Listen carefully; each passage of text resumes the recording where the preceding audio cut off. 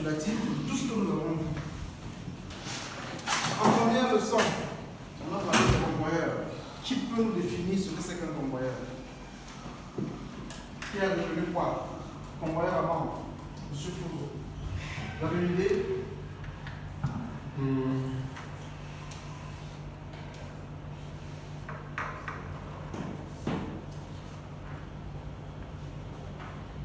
Un convoi avant était un engin qui permet de transporter des matériaux d'un point à un autre point pour faciliter le transport des matériaux. Oui. Qui peut le dire autrement?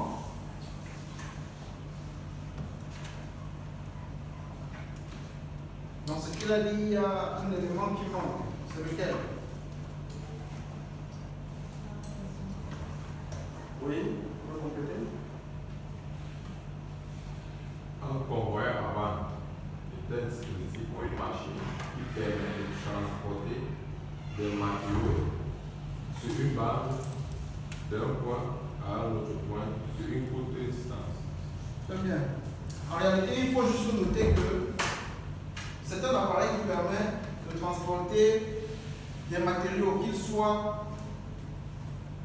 en carton ou en vrac, grâce à une bande transporteuse. En fait, ce qu'il faut mentionner, là où il faut insister dans la définition, c'est la bande transporteuse. On a vu les risques. Dans les différents risques que nous avons parcourus tout au long de notre leçon, quel est pour vous, Monsieur Gondelec, le risque qui vous a le plus marqué? L'électrocution. On a fait une différence entre l'électrocution et l'électrisation. Qui peut nous rafraîchir la mémoire? Alors, oui. On a parlé d'électrocution et d'électrisation.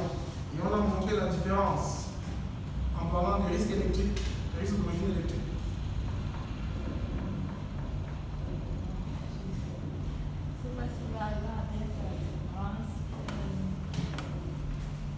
Électrocution, c'est quand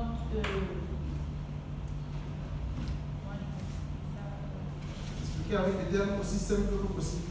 Vraiment comme l'enfant dans la colère va comprendre.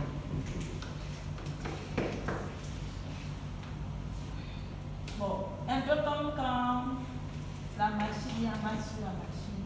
Oui. Tu touches. Oui. Ça c'est. Non, ça c'est électrocution. Pour vous, l'électrocution, c'est quand il y a masse sur un appareil électrique. Non, dites ce que vous pensez pour qu'on soit sûr de sortir d'ici avec quelque chose de plus. Bon, pour moi, c'est ça. D'accord. Et l'électrocution, c'est quand c'est tout le corps. C'est général.